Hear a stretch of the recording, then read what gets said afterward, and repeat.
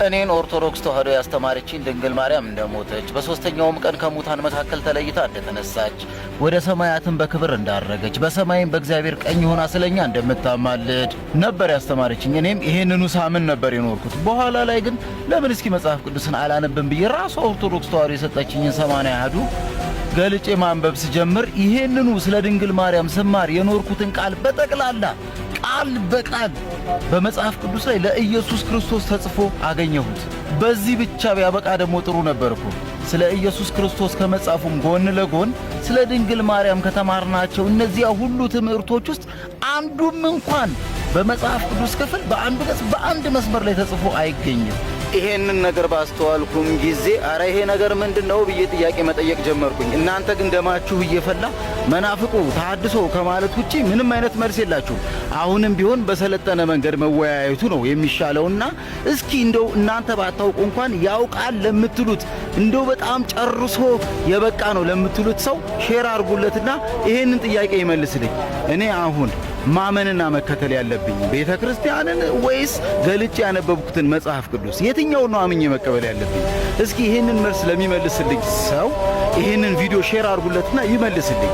እኔ እኮ ይሄንን ጉዳይ በአካባቢ ካለ ከአንድ በጋቢ ጋር በግል መወያየት አቅቶኝ አይደለም። ነገር ግን ይሄ ጉዳይ በራሱ ብዙዎችን ከኦርቶዶክስ ቤት ወደ ጴንጤ እያፈለሰ ያለ ጉዳይ ስለሆነና የብዙዎች ጥያቄ ስለሆነ በአደባባይ ለብዙዎች እንዲመለስ በማለት ይሄንን ጥያቄ ከመመለሴ በፊት መጀመሪያ ወንድሜ እግዚአብሔር ዘመኔን ይባርከው። ክርስቲያኖች ናችሁ በሙሉ ይሄንን ቪዲዮ በ5 ደቂቃ ውስጥ ሊያስጠፉብኝ ስለሚችሉ ስክሪኑን የተጫናችሁ ሴንድ በማለት እንዲሁም ኮፒ ሊንክና ሼር ሪፖስት በማድረግ ለብዙዎች እንዲደርስ አድርጉልኝ። ለጥያቄዎቹ ደግሞ እኔ በምችለው መልክ መልስን እሰጣለሁ። ክርስቲያኖች ናችሁ ደግሞ በተቻላችሁ አቅም ኮሜንት ላይ የገባችሁ በቂ መልስ እንደምትሰጡት ተስፋ አደርጋለሁ። እንግዲህ ወንድሜ መጀመሪያ ሲናገር ስለ ማርያም እየተነገረኝ የሰማሁትና የቆየሁት ነገር ሙሉ ለሙሉ መጽሐፍ ቅዱስን ማንበብ ሲጀምር ቃል በቃል ስለ ኢየሱስ ሆኖ አግኝቻለሁ ብሏል። ከነዛ ውስጥም አንዱ ሮሜ ምዕራፍ 8 ከቁጥር 34 ነው።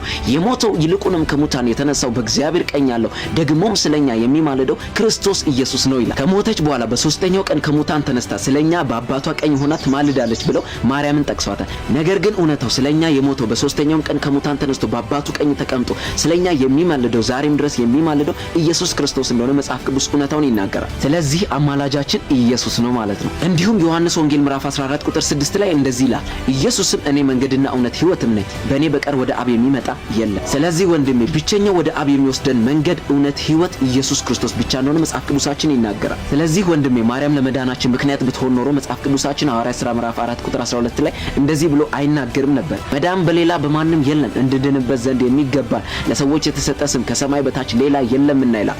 ያም የተሰጠን ስም ኢየሱስ የሚለው ስም ብቻ ነው። ስለዚህ አሁንም የመዳናችን ምክንያት ኢየሱስ ብቻ ነው፣ ሌላም ሊጨምርልን። በዮሐንስ ወንጌል ምዕራፍ 3 ቁጥር 36 ላይ እንደዚህ ይላል፣ በልጁ የሚያምን የዘላለም ሕይወት አለው፣ በልጁ የማያምን ግን የእግዚአብሔር ቁጣ በእርሱ ላይ ይኖራል እንጂ ሕይወትን አያይም። ስለዚህ በማርያም ሳይሆን በልጁ በኢየሱስ አዳኝነት ካመንክ አሁን የዘላለም ሕይወት እንደተሰጠ መጽሐፍ ቅዱስ ይናገራል። ነገር ግን በልጁ ካላመንክ የዘላለም ሕይወትን እንደማታይ መጽሐፍ ቅዱስ ቃል በቃል አስቀምጦልናል። በመጨረሻ መጽሐፍ ቅዱስ ስለ ማርያም በትክክል የሚናገረውን ነገር ልንገርና ጨርሳለሁ። የሉቃስ ወንጌል ምዕራፍ 1 ቁጥር 46 እንደዚህ ይላል፣ ማርያምም እንዲህ አለች፣ ነፍሴ ጌታን ታከብረዋለች፣ መንፈሴም በአምላኬ በመድኃኒቴ ሐሴት ታደርጋለች፣ የባሪያይቱን ውርደት ተመልክቷልና፣ እነሆም ከዛሬ ጀምሮ ትውልድ ሁሉ ብጽዕት ይሉኛል አለች። ስለዚህ ብጽዕት ይሉኛል እንጂ አማላጅ ይሉኛል ብላ አልተናገረችም ራሷ ማርያም። ስለዚህ ወንድሜ ቤተክርስቲያን የምትለኝን ልስማ ወይስ መጽሐፍ ቅዱስ የሚለኝን ልስማ ብለህ ቅድም ጠይቀ ነበር። እኔም የምልህ አንድ ነገር ነው፣ እርሱ መጽሐፍ ቅዱስን አንብብ። ምክንያቱም መጽሐፍ ቅዱስ በእውነትና በመንፈስ እንደተጻፈ ራሱ የእግዚአብሔር ቃል ይናገራል። ያ መጽሐፍ ላይ የተጻፈውን ነገር ቤተክርስቲያን ስትፈጽመው ካገኘ እርሷ ትክክለኛና እውነት የሆነውን የክርስቶስን ወንጌል የምታሰራጭ ቤተክርስቲያን ናት። ስለዚህ ብዙዎች ከኦርቶዶክስ ቤተክርስቲያን ወደ ጴንጤ ቤተክርስቲያን ሲመጡ የምታዩም ለዚህ ነው፣ እውነተኛ የሆነውን የክርስቶስን ወንጌል የምትሰብክ ቤተክርስቲያን ስለሆነች ነው። ጴንጤ ስለሆንክ የዘላለምን ሕይወት ታገኛለህ ማለት አይደለም። ነገር ግን ጴንጤ ሆነ የእግዚአብሔርን ቃል ላይ ያለውን እውነተኛ የሆነውን የክርስቶስን ወንጌል የምታወላግድ ከሆነ አንተም የዘላለምን ሕይወት አታገኝም።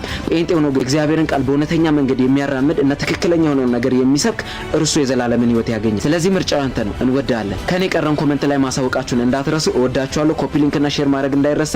ሰላማችሁ ይብዛ።